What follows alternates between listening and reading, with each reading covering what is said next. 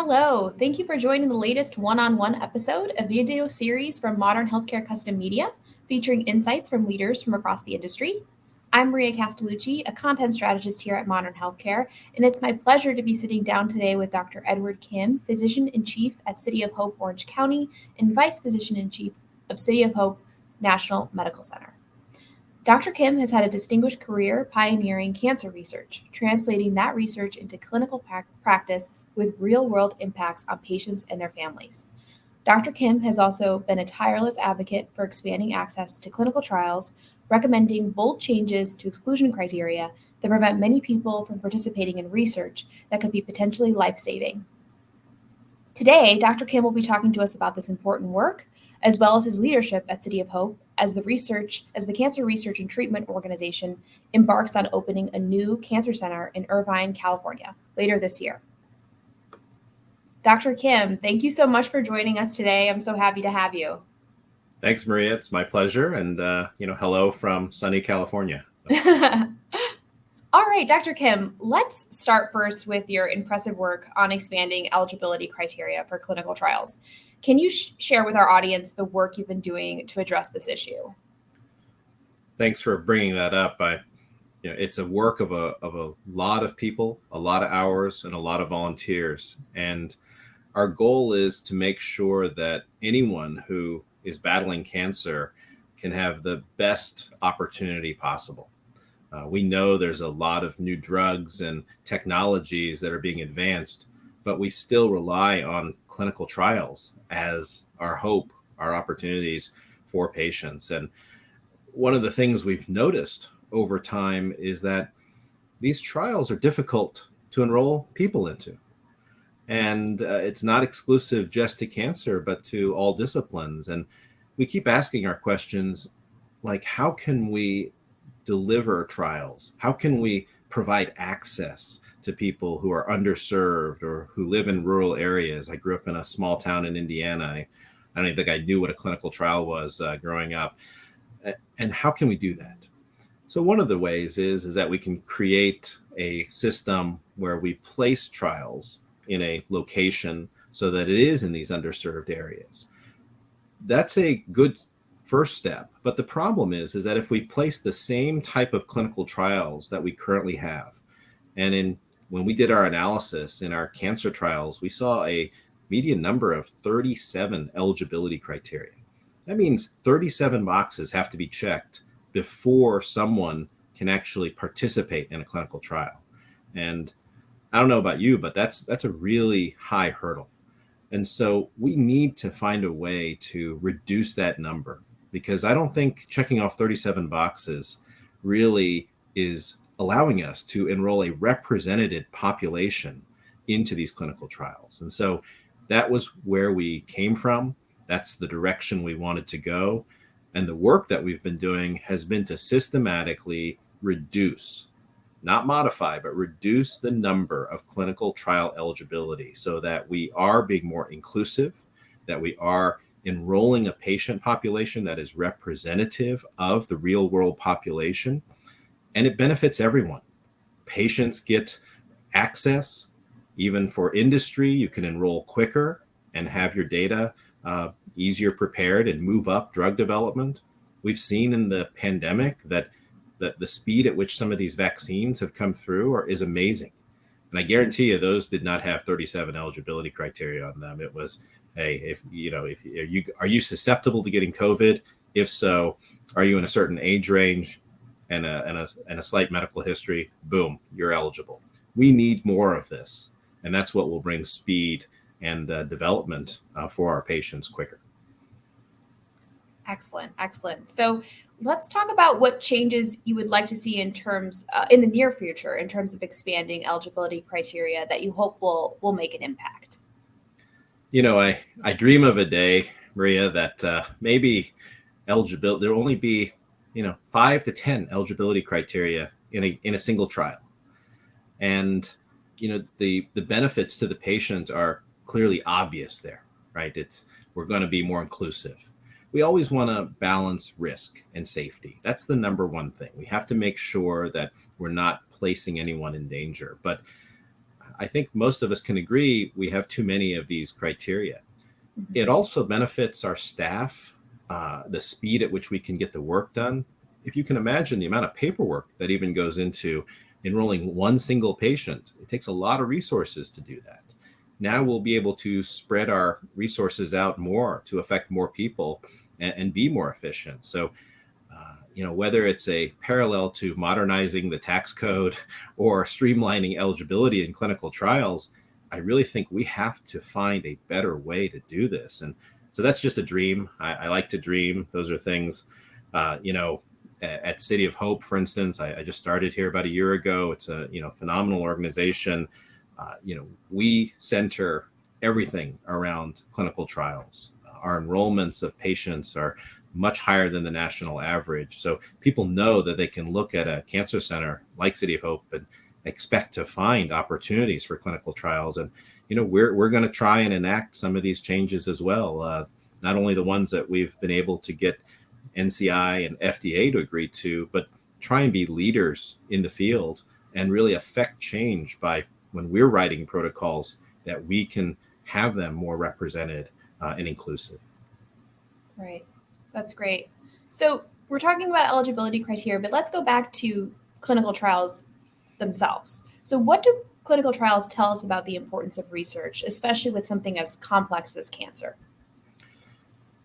The only way we advance forward is by studying things in clinical trials. And I feel like we can learn our most precious resource is the patient, the most valuable, the most precious. That's where we learn. And whether we're studying a new drug or a new technique or a new biomarker that we're assessing, this is where we learn from. And so everything we do has to maximize that precious resource. When we have complexities like cancer, people will come up and tell me, gosh, there's no hope, is there? We're never going to cure this thing. We're never going to do that. I said, well, number one, cancer is not a singular entity. There are hundreds, if not thousands, of variants now that we are getting into the genomic signatures of different tumors. And we've made a lot of progress. What we have to do is continue to think forward, be innovative, and try and be ahead of it. What I've been really impressed with is, especially at City of Hope, for instance, has been, they are very forward entrepreneurial. This is a academic center that has actually invented drugs. So from the basic science lab up through the clinical testing, through the commercialization, synthetic insulin, for instance, that thing that everybody is taking that was invented and licensed at City of Hope. So they're the birthplace of that, which is amazing. And several other drugs with CAR T, with a antibody platform. The effect is over 100 million people across the world have benefited from drugs that have come out of a single campus. And that's the kind of forward thinking we need. I was really pleasantly surprised to learn about the relationships that an academic center has had with industry, for instance. So with TGen, which is the Translational Genomics Research Institute, they're located in Phoenix. This is part of City of Hope.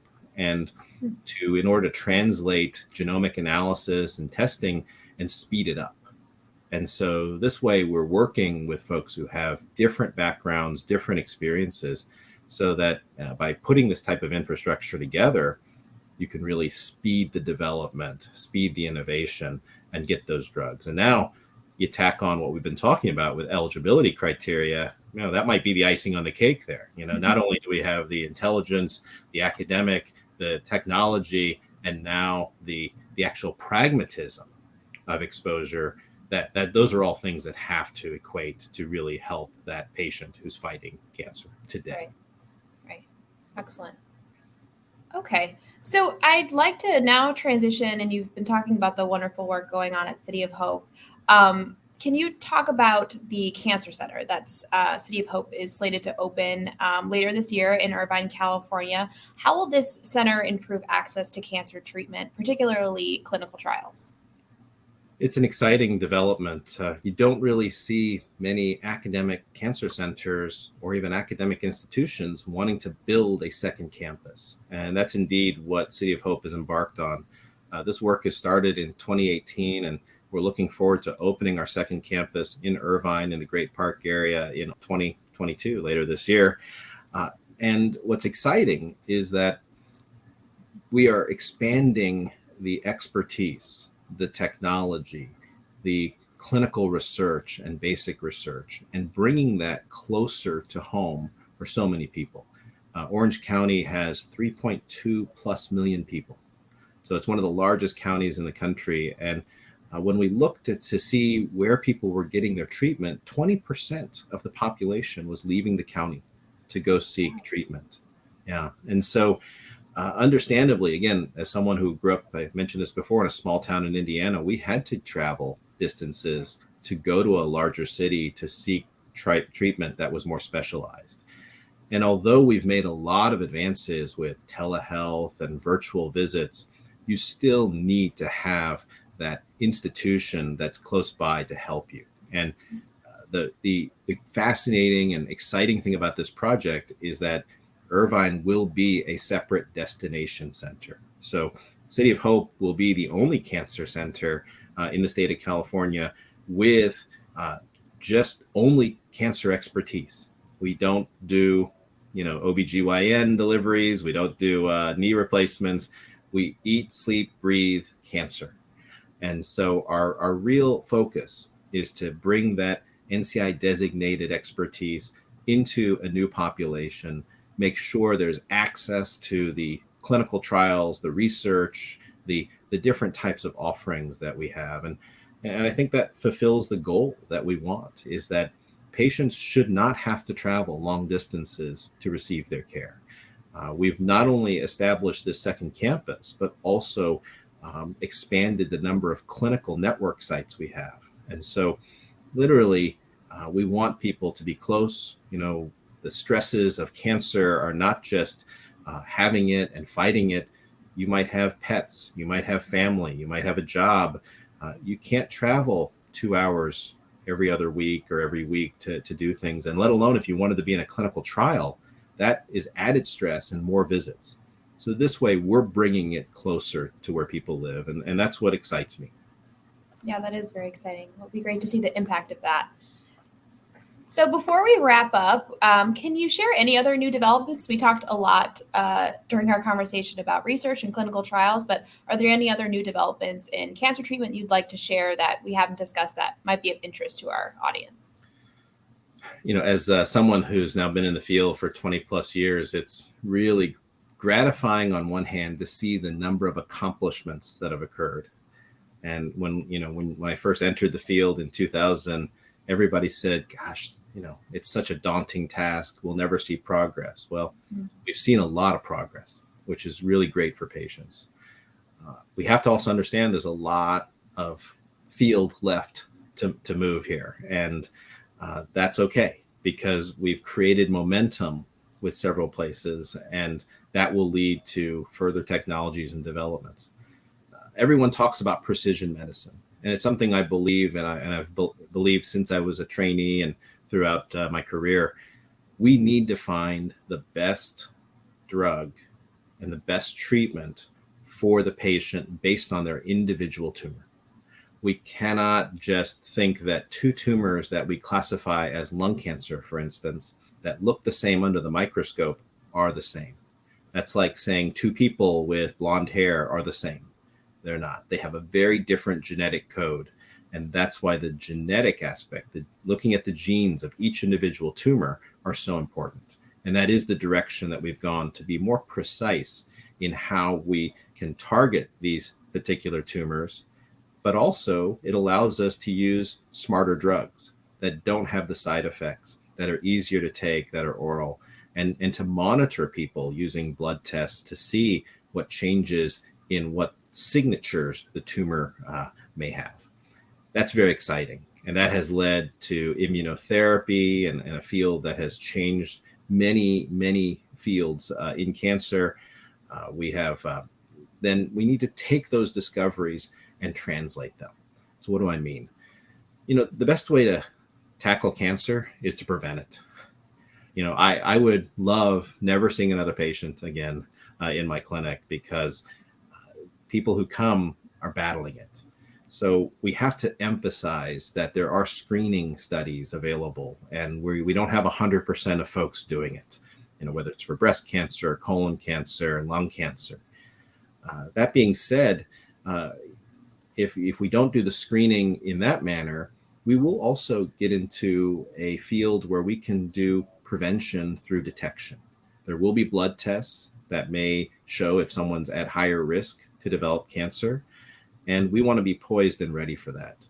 So this precision prevention field is a big area, and I really want to make sure that anyone who thinks about cancer, worries about cancer, it's on their mind.